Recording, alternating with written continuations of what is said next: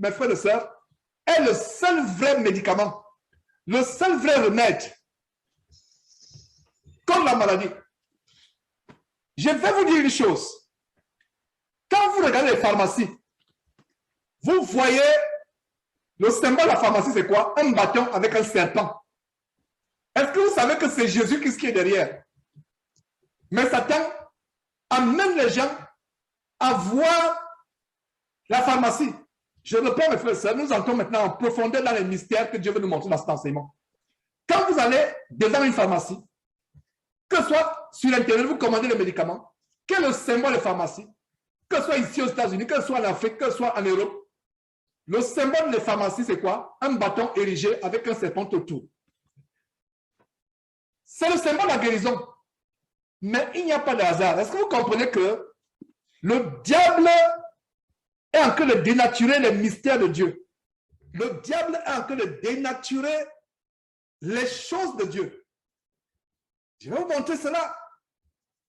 Que le bâton, symbole des pharmacies, où le serpent est enroulé, en fait, c'est Jésus qui est le symbole de la guérison. Mais le diable blasphème, Jésus étant le symbole de la guérison. Alors, pour savoir, ne soyez pas perdus, la Bible va vous éclairer, s'il vous plaît. Pour savoir que Jésus est le symbole de la guérison à travers le symbole des pharmaciens à travers le monde, le serpent avec le bâton. Nous allons voir cela dans Nombre chapitre 21. Alors, lisons dans Nombre chapitre 21, versets 4 à 9. Nous allons voir une grande révélation. Et la croix de Jésus est annoncée dans Nombre chapitre 21. La croix de Jésus est annoncée. Quelle merveilleuse nouvelle de savoir que la croix de Jésus est annoncée. Et lisons cela, mes frères et sœurs, avant d'entrer en profondeur dans ces révélations. Je suis tellement content de partager cela avec vous. Nombre chapitre 21, à partir du verset 4, qu'est-ce que nous voyons? Il partit de la montagne de Hor. Voilà le peuple qui est sorti d'Égypte. Et la sortie d'Égypte est caractérisée par quoi? Par les murmures, la révolte, la désobéissance des soumissions à Moïse. À un moment, ils voulaient même lapider Moïse. Ils sont détournés, ils ont érigé un veau dans le désert. Donc, c'est le background. On a fait l'étude approfondie d'Exode, je l'ai fait, verset après verset. Allez, suivre et resuivre ces détails. Et ma prière, c'est que nous fassions aussi l'étude approfondie de tous ces livres. Si c'est la volonté de Dieu et si Dieu nous prête son souffle de vie. Alors, à partir du verset 4, qu'est-ce que nous voyons? Nous voyons ceci. Ils partirent, le peuple juif. Ils partirent. Il y a une interférence. Mais frère et sœurs, pour notre bien, fermez le micro. Pour que je ne perde pas le fil des idées. C'est tellement important ce que je suis en train de vouloir expliquer. Alors, ils partirent la montagne de Hor par le chemin de la mer Rouge pour contourner le pays d'Édom. Le peuple s'impatienta. Qu'est-ce qui se passe ici? Qu'est-ce qui se passe? Il voulait un raccourci. Il s'impatienta. Il voulait un raccourci.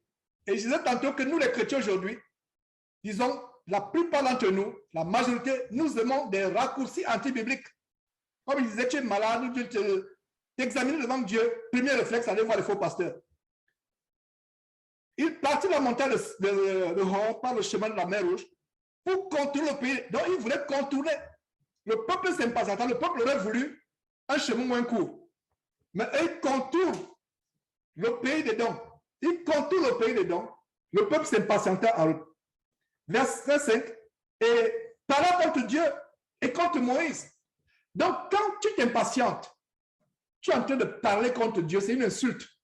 Quand tu manques de foi, c'est tu parles mal contre Dieu. Est-ce que vous comprenez? Il murmure, il s'impatiente, il murmure. Et que tu le verset 5, il parla contre qui? Contre Dieu, contre Moïse. Il y a un détail ici, il parlait contre qui? Contre Dieu et contre Moïse, le dirigeant. Donc, quand tu commences à murmurer, tu as un dirigeant dans une église de maison qui te met en garde, qui t'enseigne la parole de Dieu, tu commences à dire, ah, il exagère. Il croit qu'il est le seul juste. Ça veut dire que tu continues à murmurer contre qui? Contre Dieu et contre Moïse. C'est une parenthèse très importante. C'est-à-dire, quand tu as un berger qui te guide dans le Seigneur, tu as un ancien, les anciens qui te guident dans le Seigneur, si tu commences à murmurer contre eux, c'est contre Dieu que tu murmures. S'il y a quelque chose qui ne va pas, va voir directement le frère qui est ton berger, qui est un ancien. Confronte-le avec la parole de Dieu, va le voir directement. Ne murmure pas en arrière, derrière son dos. Si tu le fais, la Bible nous montre ici que il murmurait contre Dieu et contre Moïse. Est-ce que Dieu était constamment devant? Est-ce qu'il pouvait voir Dieu? Non. Il ne pouvait pas voir Dieu. Qui voyait-il? Il voyait Moïse et il voyait Aaron. Alors, quand ils ont commencé à murmurer contre Moïse, ça veut dire qu'ils murmuraient contre qui? Contre Dieu. Et aussi contre Moïse. Ouais. Contre Dieu et contre Moïse. Et parlant contre Dieu et contre Moïse, pourquoi nous avez-vous fait monter hors d'Égypte pour que nous mourions dans le désert? Car il n'y a point de pain, il n'y a point d'eau, et notre âme est dégoûtée de cette misérable nourriture. Il n'y a point d'eau, il n'y a point de pain. Ce qui les préoccupait, ce n'est pas le plaire à Dieu, ce n'est pas de faire la volonté de Dieu. Ce qui les préoccupe, c'est le pain et l'eau. C'est la même chose ici aujourd'hui. Il n'y a rien de nouveau sur le soleil. Beaucoup de chrétiens aujourd'hui, c'est quoi? C'est leur vie. Est-ce qu'ils ont à manger pour leur famille? Est-ce qu'ils ont un bon avenir? Ils ont mis de l'argent assez dans le compte d'épargne? Est-ce qu'ils ont assez de pain pour leurs vieux jours? Est-ce qu'ils ont assez d'eau? Est-ce qu'ils ont assez de ceci, cela? Voilà le problème aujourd'hui. Le chrétien véritable ne se soucie pas du pain physique et de l'eau physique. Le chrétien véritable se soucie du pain du ciel qui est la parole de Dieu. Le chrétien véritable se soucie de l'eau vive qui est la parole de Dieu. L'eau vive. L'eau vive qui est la parole de Dieu. Voilà ce qui préoccupe le chrétien aujourd'hui. Alors, nous continuons ce récit. N'oubliez pas que je suis en train de vous montrer que le symbole de la pharmacie, qui est le serpent sur la croix, sur un bâton, de fois sur la croix, sur un bâton, sur un poteau, en fait, c'est Jésus-Christ. La pharmacie, les pharmacies, ils pensent qu'ils blasphèment, mais en réalité, c'est le symbole de Jésus-Christ. À partir d'aujourd'hui, je vais vous faire bien comprendre que, en fait, le vrai Jésus, lisons d'abord mes frères et sœurs. J'ai tellement de choses à expliquer. Des fois, je me suis toujours dit, il y a des choses difficiles à expliquer, difficiles à dire. Je prie Dieu pour qu'il me donne les paroles juste pour vous faire comprendre. C'est clair dans ma tête. C'est limpide, clair comme le cristal, clair comme le roche. Mais transmettre peut être difficile. Transmettre peut être difficile, mais je pense que par la grâce de Dieu, nous allons bien comprendre cela, le message, et vous serez bénis. C'est un grand enseignement que le Seigneur nous a donné aujourd'hui. Alors, le verset 5 dit, le peuple parla contre Dieu et contre Moïse, il murmurait, il se rebellait, il se révoltait contre Moïse, contre Dieu, contre Moïse. Pourquoi nous avez-vous fait monter en Égypte pour que nous mourions dans le désert? Car il n'y a point de pain, il n'y a point d'eau, et notre âme est dégoûtée de cette nourriture, de cette misérable nourriture. Notre âme est dégoûtée de cette nourriture. Est-ce que vous savez qu'il y a une image de ce que les chrétiens vivent aujourd'hui? Nous sommes dégoûtés de l'évangile de la repentance. Nous voulons l'évangile de Castanou, nous voulons l'évangile de Massolo-Tunassi, nous voulons l'évangile de Kalambiri, nous voulons l'évangile de Wafo. Nous voulons une nourriture qui est agréable. La Bible dit dans les derniers jours, les gens auront la démangeaison d'entendre les choses agréables et se tourneront vers une foule de pasteurs. Cette nourriture du désert, c'est un moyen par lequel Dieu voulait les briser. Dieu voulait éprouver leur fidélité. Des fois, l'enseignement que je prêche, l'évangile que je prêche, c'est l'évangile original du Seigneur Jésus-Christ. Cet évangile peut être dur. Les gens disent, Georges, on est dégoûté de cette nourriture. Nous voulons retourner en Égypte. Nous voulons entendre les choses que nous entendons en Égypte, l'évangile du monde, l'évangile de l'amour du monde, l'évangile des richesses, l'évangile de devenir grand. Nous voulons entendre cet évangile. Ta nourriture, Georges, nous dégoûte. Tu nous dégoûtes pas ta nourriture. Voilà ce qui se passe. C'est une parenthèse que j'ouvre. Je n'ai pas encore touché le point de là où je vais vous amener. Vous voyez, il n'y a rien de nouveau. Le chrétien aujourd'hui veut la nourriture égyptienne. Le faux évangile. L'évangile de l'hyperglace. L'hyperglace, l'évangile de l'hyperglace. L'évangile de l'amour du monde. L'évangile de la prospérité, l'évangile de devenir grand. Les faux pasteurs sont devenus des motivateurs. Des motivateurs. Ils vous motivent. Internet est saturé des influenceurs. C'est le nouveau métier des jeunes oisifs. C'est le nouveau métier des hommes oisifs, être influenceur sur YouTube, sur Facebook, sur les réseaux sociaux, être influenceur. Donc, c'est le nouveau boulot. Les jeunes n'ont pas le travail. Ils achètent un micro, une caméra. Les voilà, ils sont influenceurs. Ils commencent à faire la comédie, ils commencent à faire n'importe quoi, des sujets à dormir debout. Ça, c'est l'oisiveté. Je ferme la parenthèse. Alors, la motivation, on veut vous motiver à être riche.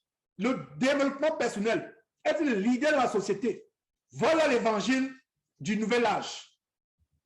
Et beaucoup de chrétiens aiment cette nourriture. Vous qui êtes sortis de l'Égypte, ne regrettez jamais cette nourriture.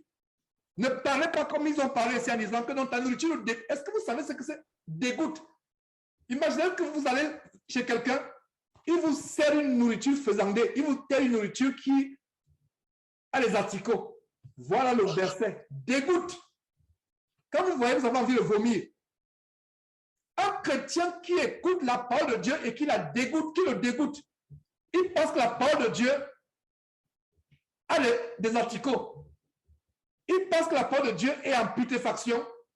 Il pense que la parole de Dieu est dégoûtante. Ce chrétien a un sérieux problème. J'espère que nous qui sommes ici, cette parole de Dieu ne nous dégoûtera jamais. Que nous pouvons la suivre des heures, l'aimer, l'appliquer dans notre vie. Guider notre vie par cette parole. Elle ne nous dégoûtera jamais. Quand la parole de Dieu commence à te dégoûter, tu as fait naufrage par rapport à la foi. Quand tu perds l'envie de lire la parole de Dieu, quand tu perds l'envie de lire la parole de Dieu, de l'écouter, tu as fait naufrage par rapport à la foi. Mon frère, ma soeur qui m'écoute, je te prie, je t'en supplie, ne permets pas aux choses du monde de trouver la parole, de te faire trouver la parole dégoûtante. Je t'en supplie, mon frère et ma soeur, je t'en supplie, mon frère et ma soeur, que cette parole ne te dégoûte jamais. Fais de cette parole tes délices. Mange-la, savoure-la, aime-la. Malgré sa dureté, elle sera la santé pour tes os, pour tes muscles, la santé pour tout ton corps. Continue à aimer cette parole. Ne te détourne pas de cette parole. Alors, continuons à voir le mystère du serpent entourant le poteau que les pharmacies utilisent aujourd'hui, pensant blasphémer, mais en réalité, c'est la source du vrai salut en ce qui concerne la santé. Alors, nous retournons en nombre. Nous sommes toujours en nombre. Donc, restons en nombre. Qu'est-ce que nous voyons? Verset 5 à nouveau, le peuple envoya. Verset 5 à nouveau. Le peuple parla contre Dieu et contre Moïse. Pourquoi nous avez-vous fait monter hors d'Égypte? Pour que nous mourions dans le désert? Car il n'y a point de pain, il n'y a point d'eau, et notre âme est dégoûtée par cette misère nourriture. Regardez comment ils insultent la nourriture de Dieu. La nourriture, ils l'insultent. La nourriture que Dieu leur donnait, ils devraient dire, rendre grâce. Ils méprisent cette misérable nourriture. Regardez comment ils appellent la nourriture que Dieu leur donnait. Misérable nourriture. Vous allez comprendre pourquoi la punition au verset suivant sera elle sera de taille. Vous allez comprendre. Bien des fois, les gens disent, mais Dieu est méchant, Dieu est mauvais. Pourquoi Dieu frappe? J'ai reçu des commentaires, me dit, mais frère, Dieu est amour, Dieu est juste. Mais pourquoi Dieu peut être en colère comme ça et frapper? C'est qu'ils ont une autre idée de Dieu. Ils ont l'image que l'évangile de la prospérité le nom de Dieu. Dieu amour, Dieu. Oui, Dieu amour. C'est pour cela qu'il a fait mourir son fils Jésus sur la croix. Mais en même temps que Dieu amour, il faut comprendre que Dieu ne tolère pas qu'on méprise les gloires. Dieu ne tolère pas qu'on méprise sa parole. C'est pour cela qu'il a dit quoi? Lisons la conséquence. Donc il méprise, il dit, cette misérable nourriture, la nourriture de Dieu, Dieu te donne une nourriture et tu dis qu'elle est misérable. Lisons ce qui se passe au verset 6. Alors l'Éternel envoya contre le peuple quoi? Des serpents brûlants. Je connais quelques personnes, même la vue du serpent, ils sont sur le point de s'évanouir. Imaginez-vous des serpents qui pleuvent, une pluie de serpents, toutes formes, des gros, des petits, minces, courts, comme la vipère du Gabon, tout ça de serpents. Vous les voyez pleuvoir sur vous. Ah, mes frères et sœurs, Dieu envoya des serpents brûlants. Quelle horreur! Cette parole de Dieu n'est pas un conte de fées. C'est des choses qui sont passées, qui se sont réellement passées. Imaginez-vous un peuple, ils sont des centaines et des centaines de milliers. Dieu envoie les serpents. Imaginez-vous, mes frères et sœurs, ne lisez pas vite la Bible. Lisez la Bible en examinant attentivement tous les détails. Le peuple qui est sorti d'Égypte, avec ceux qui sont nés par la suite, ils étaient des milliers, des centaines de milliers. Alors, s'il fallait que Dieu envoie un serpent pour piquer chacun, même Hollywood ne peut pas faire un film d'horreur, j'entends cela. C'était une horreur. Des serpents brûlants. Ah, mes frères, quand vous lisez la Bible, lisez attentivement. Essayez de vous représenter ce qui s'est passé. Lisez pas vite. Lisez attentivement. Et alors, qu'est-ce qui se passe? Verset 6. Et vous voyez que la punition était à la hauteur de ce qui s'est passé. Ils ont méprisé la parole de Dieu en disant que c'est une misérable nourriture. Cette nourriture que Dieu leur a donnée, la manne que Dieu leur a donnée du ciel, était une figure anticipative, une image préfigurant la parole de Dieu. Mais ils l'ont méprisé. Ils l'ont insulté en disant misérable nourriture. Alors, la punition de Dieu, le châtiment de Dieu a été de taille. Verset 6. Alors l'Éternel fit quoi? L'Éternel envoya contre le peuple des serpents brûlants. Il mordit le peuple. Personne ne pouvait s'échapper. Tu vas à la gauche, tu trouves 5 serpents à gauche. Tu vas à la droite, c'est 15 que tu trouves. Tu veux t'allonger aussi au sol, c'est sur eux que tu t'allonges. Tu veux bondir, tu les trouves en l'air au-dessus de toi. Voilà ce qui s'est passé. Dieu envoya des serpents brûlants. Des serpents brûlants. Brûlants. Moi, je compare la parole de Dieu comme un petit enfant. Quand on dit serpent brûlant, c'était quand il te piquait, tu avais l'impression que tu t'es tombé dans un volcan. Que les laves du volcan t'embrasaient. Voilà ce que je comprends de ce verset. Ce n'est pas que le serpent était en feu, mais le serpent, quand il te pique, non. La mort est douloureuse. La mort est douloureuse. Voilà comment ils ont été punis pour avoir fait quoi? Pour s'être moqués de la parole de Dieu. La nourriture qu'ils recevaient était le symbole de la parole. Ils devaient recevoir cette nourriture avec joie, avec reconnaissance, avec action de grâce. Mais ils ont méprisé, dit, toi, nous regrettons l'Égypte. Donne-nous vraiment, donne la vraie nourriture d'Égypte. Nous avons mal de cette nourriture misérable. Voilà comment les serpents sont entrés en scène. Dieu les a punis. Dieu peut utiliser les choses dégoûtantes. Le serpent est le terre par lequel, dans la chute de l'homme, Adam et Ève au jardin, la figure de cette chute, c'est le serpent, n'est-ce pas? Mais voilà comment Dieu utilise aujourd'hui le serpent, dans ce contexte, dans cette histoire, utilise le serpent pour faire quoi? Pour punir le peuple de Dieu. Voilà. Regardez le verset 6 à nouveau. Alors l'Éternel envoya contre le peuple des serpents brûlants. Il mordit le peuple et il mourut beaucoup de gens en Israël. Ils sont morts. Et même ceux qui ne sont pas morts, quelle douleur! Quelle douleur, mes frères et sœurs! Si vous vivez dans une zone rurale ou semi-rurale, comme la nôtre ici aux États-Unis, vous voyez que on est entouré de bois, de forêts. Il y a les serpents. Il y a d'ailleurs mon garçon qui, en faisant le vélo, c'est une des pistes a tué un serpent. Il était tellement dans l'émotion de savoir qu'il a tué un être vivant. Je comprends son émotion. Il était dans l'émotion. C'est le premier être vivant qu'il a tué. Il était tellement émotionnel. Au point il a appelé sa maman. Dad, maman, je viens de tuer quelque chose. Il a envoyé la vidéo. Et mes frères et sœurs, Dieu envoya le serpent pour punir son peuple. Ils ont murmuré. Il mourut beaucoup de personnes. Et comme il disait donc, sur les groupes du voisinage, il n'y a pas de jour où on dit, on a vu un serpent à tel endroit, on a vu un serpent. Et les gens ont des sites où ils donnent des informations, où ils catégorisent toutes sortes de serpents avec les vaccins, comment faire, etc. Et d'autres personnes même s'improvisent de véritables conseillers anti-venins, etc. Nous, chrétiens, nous avons la foi sur la base de Marc chapitre 16, que si un serpent nous mord, il ne peut avoir aucun pouvoir sur nous, par la foi. Mais il ne s'agit pas d'aller jouer avec un serpent, comme une église diabolique que nous avons dénoncée aux États-Unis, où ils s'amusent avec les serpents, ils manipulent les serpents.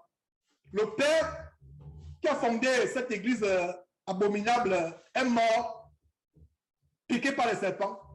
Le fils qui l'a succédé, semble-t-il, est aussi mort, piqué par le serpent.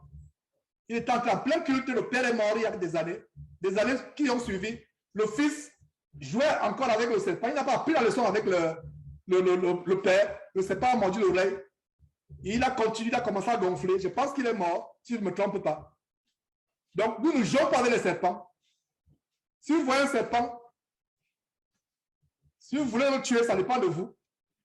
Mais si vous le voyez, s'il est à gauche, allez à droite. N'allez pas jouer avec un serpent pour dire que je vais éprouver Dieu.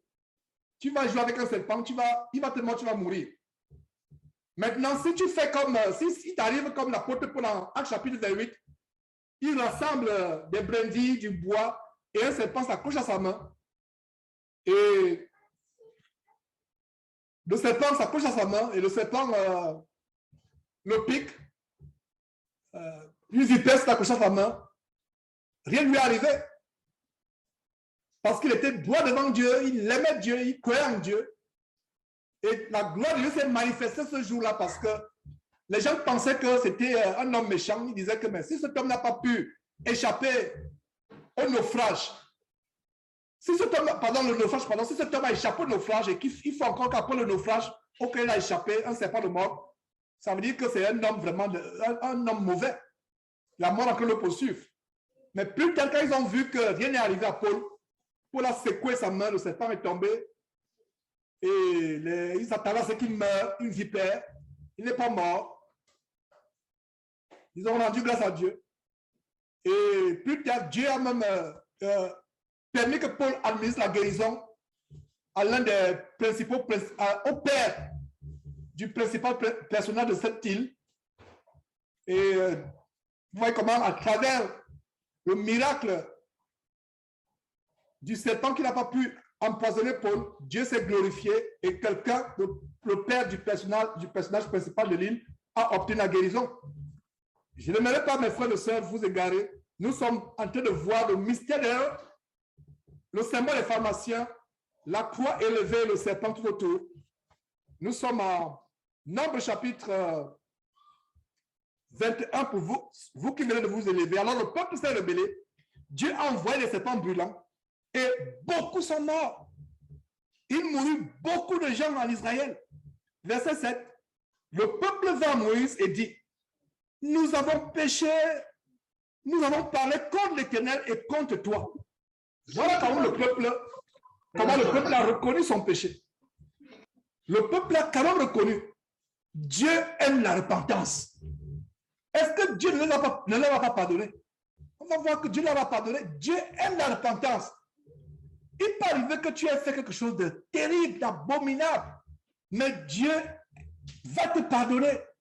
Dieu aime la repentance. Dieu aime celui qui se repent. Dieu aime celui qui revient à lui. Celui qui dit, Seigneur Dieu, nous avons péché contre toi. Nous avons fait quelque chose qui est mal. Dieu aime ceux qui se repentent. Dieu aime ceux qui se repentent. Comprenez cela. La repentance est la clé du salut. La repentance est la clé de la guérison. Comme on va voir dans quelques instants, sur la base du livre de Jacques, si quelqu'un est malade, qu'il prie Dieu, qu'il confesse ses péchés, qu'il voit les anciens si c'est possible, qu'il confesse ses péchés et qu'il prie, la prière de la foi sauvera le malade. Et la vraie prière de la foi commence par la repentance.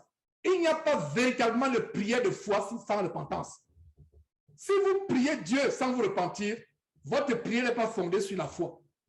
Je répète pour ceux qui prennent des notes, si vous priez sans vous repentir, votre prière n'est pas fondée sur la foi. La foi véritable produit la repentance. Nous reconnaissons que nous avons fauté devant Dieu. Nous reconnaissons que nous avons fait quelque chose de grave aux yeux de Dieu. Nous reconnaissons que nous méritons notre maladie. Nous reconnaissons que nous méritons notre tribulation. Alors, nous prions Dieu, nous confessons nos péchés, nous demandons pardon à Dieu. La véritable foi se manifeste par la repentance. Et donc, ils se sont repentis. Verset 6, plutôt le verset 7, le peuple vint à Moïse, l'homme de Dieu, le représentant de Dieu, et dit, nous avons péché, nous avons péché, nous avons péché, car nous avons parlé contre l'Éternel et contre toi. Ils ont murmuré en insultant la nourriture de Dieu. La nourriture de Dieu aujourd'hui, pour nous, c'est la parole. Cette nourriture préfigurait la parole de Dieu. Ils ont insulté la nourriture de Dieu en disant qu'elle est misérable. Alors, qu'est-ce qui se passe? Ils se repentent. Ils disent que nous avons péché contre Dieu. Nous avons péché quand nous avons parlé. Ça allait parler mal contre l'Éternel et contre toi. Prie l'Éternel afin qu'il éloigne de nous ces serpents. Ça veut dire que les serpents n'étaient pas toujours partis. Les serpents étaient là. Donc, tant qu'ils ne se repentaient pas, ils devaient vivre avec les serpents. Mon frère, ma soeur, tant que nous sommes dans le péché, tant qu'on ne se repent pas, il y a toujours des serpents spirituels dans nos vies. J'espère que vous comprenez. Ne lisons pas vite la parole de Dieu. Prenons le temps. La lecture de la parole de Dieu, ce n'est pas une course. Ce n'est pas pour s'attirer aux intelligents, dire, oh, j'ai fini la parole de Dieu, j'ai lu, j'ai fini. Non. Même s'il faut mettre un mois sur un livre, même s'il faut mettre une semaine sur un chapitre, lisez mot par mot. Surlignez. Prêtez attention à tout mot. Ça veut dire que les serpents étaient là. Est-ce que vous comprenez? Ça ne s'est pas passé sur un jour, n'est-ce pas? Quand ça ne s'est pas passé un jour et subitement, non. Ils ont vu les gens mourir. On enterrait. D'autres même pourrissaient. Il manquait de l'eau pour enterrer. C'est-à-dire, quand vous lisez la parole de Dieu, imaginez-vous la scène. Imaginez-vous comment ça se passait. Il fallait enterrer ces gens. Parce que la loi disait que quelqu'un qui était mort en cadavre était quelque chose d'impur. C'est-à-dire que si un cadavre était près du peuple de Dieu, ceux qui avaient touché le cadavre devaient être impurs. Il fallait qu'ils se purifient. Donc, il y avait l'impureté dans le camp. Il y avait l'impureté parmi eux. Il fallait enterrer ces gens. Il fallait s'éloigner des cadavres. Qu'en est-il de ceux qui agonisaient? Qu'en est-il de ceux qui avaient tout simplement gonflé, tout le corps gonfle, mais ils ne meurent pas? Qu'en est-il? C'est une scène terrible. Ça ne s'est pas passé il y a un jour. Ça s'est passé pendant plusieurs jours. Plusieurs jours. Ils mouraient. Donc, ils étaient malades. Les plus forts pouvaient mourir après 3 jours, après une semaine. C'était une situation terrible. Et les serpents ne bougeaient pas. Pourquoi je sais que les serpents ne bougeaient pas? Verset 7 à nouveau. Le peuple va à Moïse et dit, nous avons péché quand nous avons parlé contre l'Éternel et contre toi. Prie l'Éternel afin qu'il éloigne de nous ces serpents. Qu'il éloigne. Ça veut dire quand il priait les serpents ces jours-là, il ne bougeait pas. Si vous avez pensé que Dieu a envoyé les serpents, il a piqué, les serpents ont disparu. Non, les serpents ne bougeaient pas. Vous les voyez s'enrouler là entre eux, ils sont là. S'enroulent tous les gens. J'espère que je donne ces images. Pour que vous compreniez que quand nous péchons, il y a les serpents dans notre vie qui s'enroulent autour de nous spirituellement. Ils ne partent pas.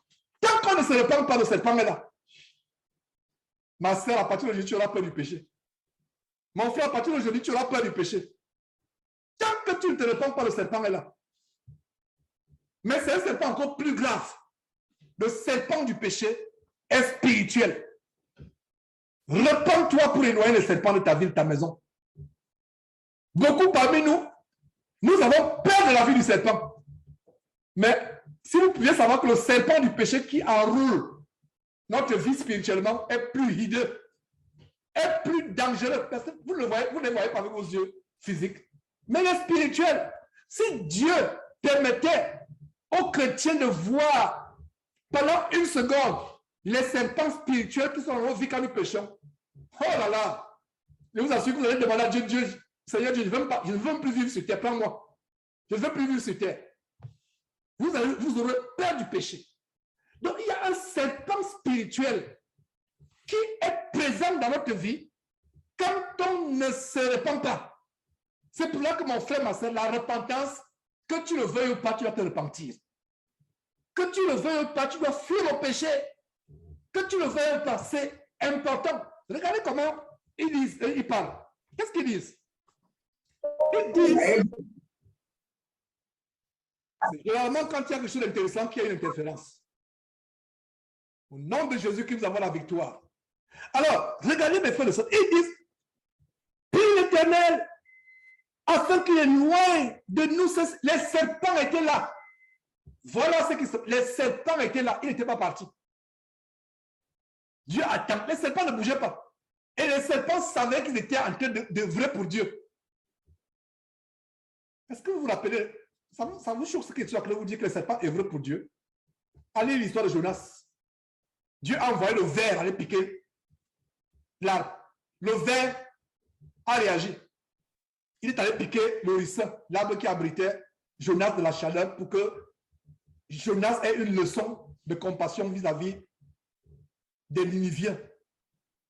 Jonas était fâché comment Dieu avait accordé la grâce, la miséricorde, la repentance, le don de repentance aux Niniviens. Jonas dit, mais ces gens méchants, etc. En plein désert, sous un soleil ardent, un soleil torride, il y avait un arbre qui abritait Jonas. Dieu a envoyé le ver pour piquer l'arbre. L'arbre s'est desséché. Dieu a dit, ah ah, voilà, je t'enseigne, je te donne une leçon de miséricorde. Et qu'est-ce qui se passe?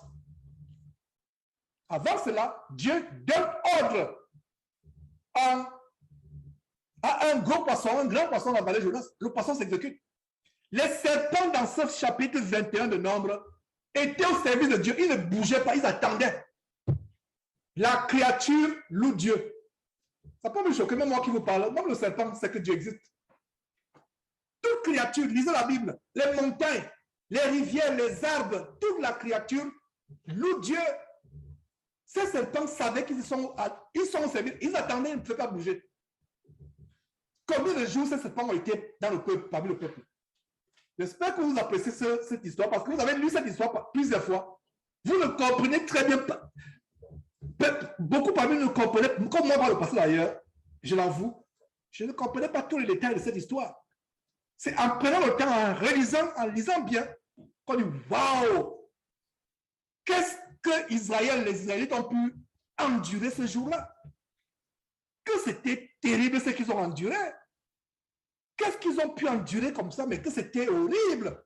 Les serpents ne bougeaient pas. Tout ce qu'ils pouvaient faire, ramper, comme on dit en anglais, coil, tout autour d'eux, être prêt à frapper. Mais c'est quand ils se repentent. Regardez l'histoire.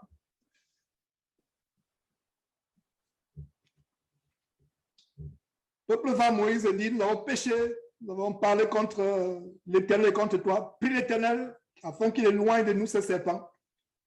Moïse pria pour le peuple. Voilà un bon dirigeant. Un bon dirigeant doit avoir compassion pour le peuple. Un bon dirigeant doit avoir compassion pour ceux qui sont faibles. Mes frères et sœurs, en même temps que je peux être rude quand je dénonce le péché, en même temps que je peux être rude quand je dénonce les faux pasteurs, en même temps dans le secret, je n'ai pas besoin de vous le dire, mais je le dis pour que cela serve d'exemple, de modèle. En même temps que je peux être dur quand il faut dénoncer la fausseté, le péché, en même temps que je peux être dur quand il faut dénoncer les faux pasteurs, mais dans le privé, je sais être doux, tendre avec les frères qui sont faits dans la foi, pour les relever, pour les encourager. Nous ne sommes pas les dictateurs vis-à-vis des frères. Nous supportons les frères. Nous ne sommes pas les dictateurs. Toi, tu as fait ceci, tu as fait cela. Voilà. Même excommunier un frère, ça ne doit pas être quelque chose que vous prenez à la légère. Ça doit être après beaucoup d'avertissements, avec beaucoup de patience et beaucoup de douceur. Ne nous précipitons pas à mettre hors de nos assemblées une seule en Christ ou un frère en Christ. Il faut des avertissements. Il faut avoir averti à plusieurs reprises. Et une fois que vous avez averti, c'est là où vous pouvez mettre le frère ou la sœur dehors. Et même quand vous mettez le frère ou la sœur dehors, vous avez l'espoir que le frère ou la sœur qui a été mise dehors reviendra se repentir et rentrer en communion. C'est avec cette espérance, même quand on met un frère de côté, même quand on se sépare d'un frère qui ne marche pas dans la foi, qui ne marche pas droit sur la parole de Dieu, c'est avec l'espoir que ce frère revienne. Donc, continuons à prier pour ce frère, continuons à intercéder pour ce frère, pour cette sœur. Donc, voilà le cœur du dirigeant. Donc, regardez comment Moïse aurait pu dire, mais vous êtes élevé comme la parole de Dieu, vous avez méprisé la parole de Dieu, vous m'avez méprisé moi, Moïse, donc je ne prie pas pour vous, c'est ça? Non. Le cœur que Moïse avait, c'est le cœur que nous devons avoir. Et qu'est-ce que nous voyons? Moïse pria. Moïse pria. Il dit à l'Éternel. Il pria pour le peuple. Verset 8 dit à l'Éternel. Non, pardon, plutôt, excusez-moi, Moïse pria pour le peuple.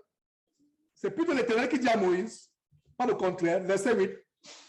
L'Éternel dit à Moïse, fais-toi un serpent brûlant et place-le sur une perche.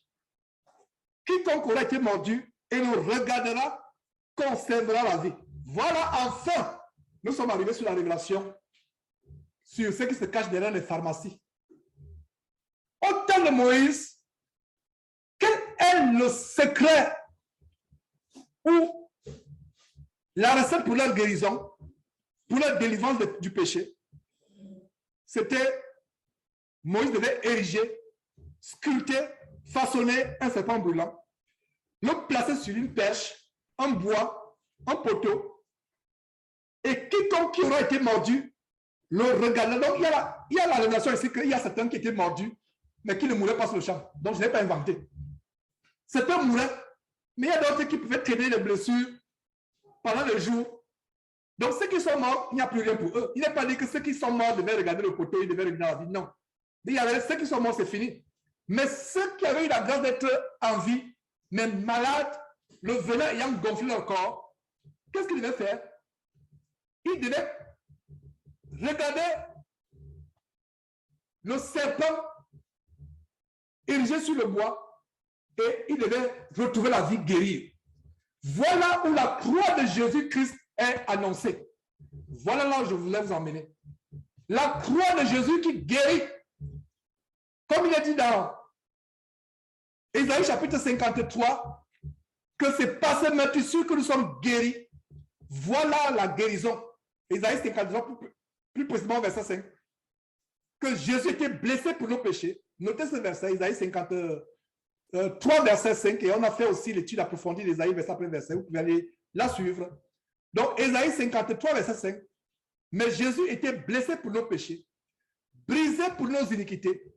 Le châtiment qui nous donne la paix est tombé sur lui, et c'est par ses meurtrissures que nous sommes guéris. C'est pour cela que je peux vous dire, sans l'ombre d'un doute, chers frères et sœurs, que le serpent là, qui était érigé sur le bois, était l'image préfigurative, était l'ombre de la croix de Jésus. Et quand tu regardes, les Juifs regardaient avec le regard fixé sur ce morceau de bois où le serpent était accroché, ils devaient conserver la vie. Revenons maintenant à la pharmacie. Est-ce que vous pensez que c'est par hasard? D'où vient l'inspiration que le symbole de la pharmacie, c'est exactement l'histoire de Proverbe 21? D'où vient cela?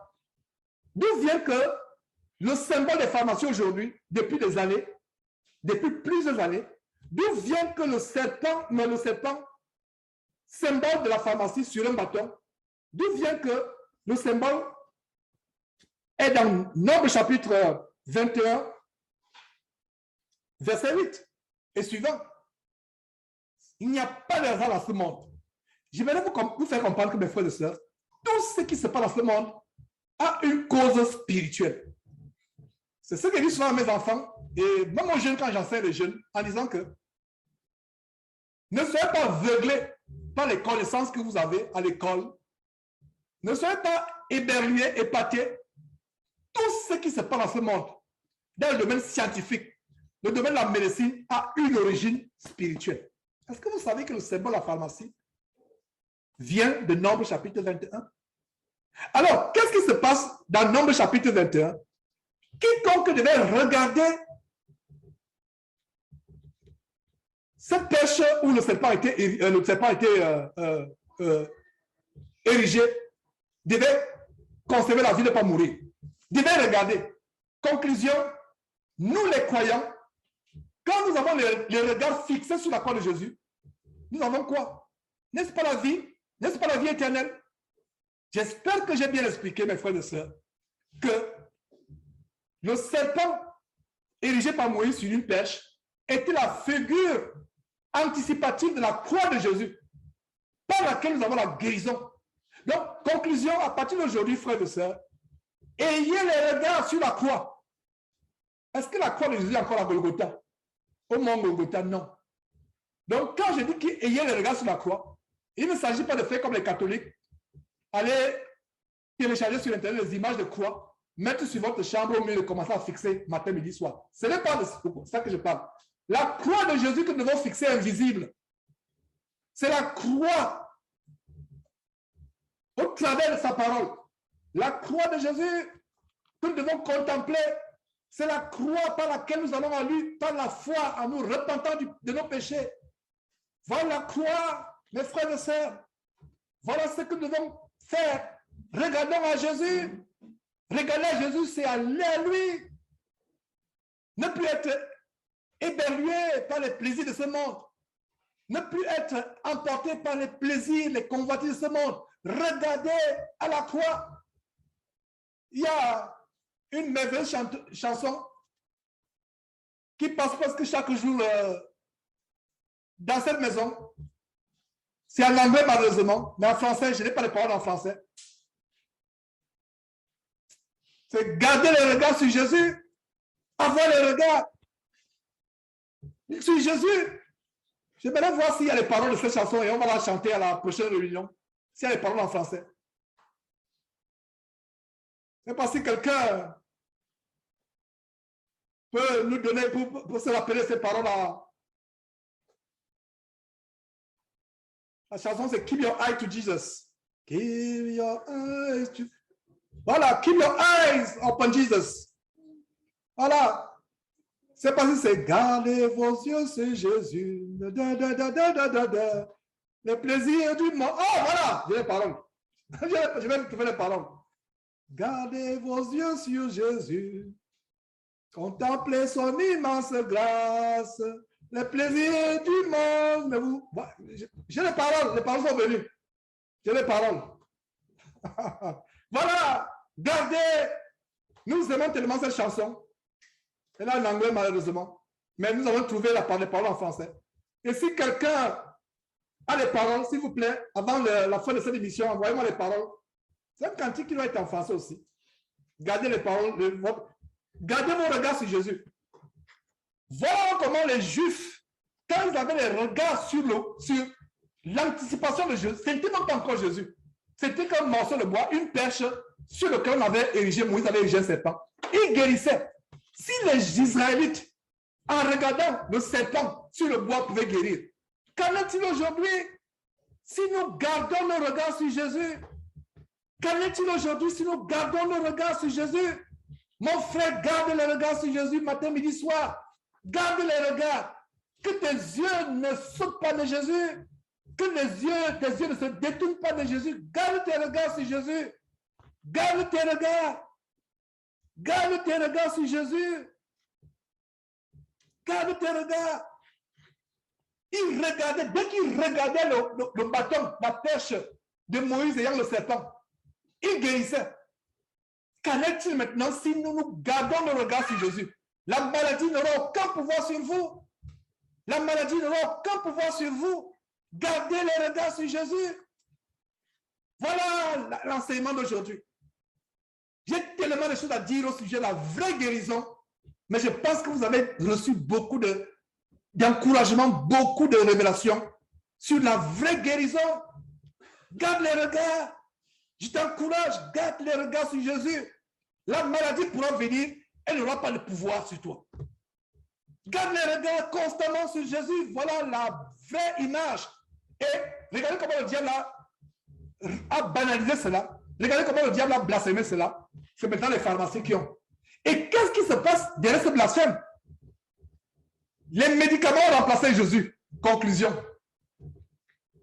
Si je ne disais pas ce que je viens de dire là, mon argumentation serait incomplète. Le monde a amené, est-ce que vous voyez que quand le diable permettait les voies de Dieu, ce n'est pas par hasard. Alors la question qu'on peut se poser, pourquoi donc les pharmacies ont érigé comme symbole des pharmacies ce que Moïse a fait en Nombre chapitre 21, verset 8. Est-ce pour amener les gens à regarder Jésus? Non. Les médicaments ont remplacé Jésus. L'hôpital a remplacé Jésus. J'espère que vous comprenez. Là où je voulais vous amener, c'est la conclusion à cette démonstration, pas la conclusion à l'enseignement, mais la conclusion à cet enseignement que si les pharmacies aujourd'hui ont le même symbole du serpent entourant la pêche, ce n'est pas pour amener les gens à avoir les yeux sur Dieu pour être guéris. Satan a récupéré cela et Satan vous dit, c'est que, mes frères, j'espère que nous sommes, comme on dit au Cameroun, j'espère que nous sommes ensemble. J'espère que nous sommes ensemble et que vous comprenez très, très bien. La pêche, c'était un moyen de guérison. Cette pêche était la figure de Jésus qui est sur la croix, un moyen de guérison. Quand nous regardons sur cette pêche, quand ils regardaient sur cette pêche, quand eux ils regardaient sur cette pêche, et quand nous regardons spirituellement sur la croix de Jésus, nous avons la guérison. Alors, qu'est-ce que le monde nous amène à faire? Le monde nous amène à ne plus regarder la guérison de Jésus qui est disponible par Jésus sur la croix, mais en regardant la guérison en mettant notre confiance sur les médicaments. Voilà ce qui se passe. La pharmacie remplace Dieu. La pharmacie remplace la croix de Jésus qui guérit. Mais détendez-vous. Je ne vous ai pas dit à partir d'aujourd'hui, n'allez plus à la pharmacie. Ce n'est pas ce que je dis. Je n'ai pas dit qu'à partir d'aujourd'hui, n'allez plus à l'hôpital. Ce n'est pas ce que je dis. Il faut que je précise que si tu es parti à la pharmacie acheter les médicaments, tu n'as pas péché. Le péché, c'est le manque de foi. Le péché, c'est de croire que c'est ces médicaments qui vont te guérir. C'est ça le péché. Le péché, c'est de croire que toute autre chose en dehors de Jésus qui peut te guérir. C'est ça le péché. Tu peux prendre les médicaments et rendre grâce à Dieu pour les médicaments. Il y a un roi qui a été guéri et vous pouvez lire ça dans 2 Rois, Un roi qui a été guéri. Et qu'est-ce que Dieu lui a dit? Dieu lui a dit de... Dieu a inspiré son serviteur Élie à aller prendre des feuilles, une masse de figues, non pas des feuilles, des fruits, une masse de figues. Dieu le lui a inspiré. Les choses de ce monde que Dieu a créé peuvent être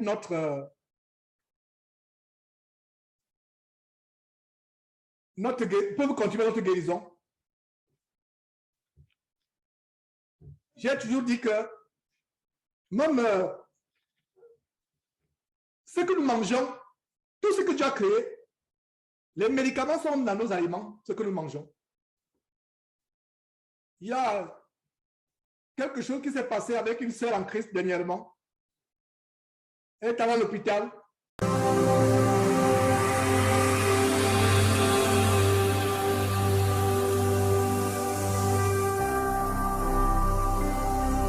Jésus-Christ TV, vous connaîtrez la vérité et la vérité vous affranchira.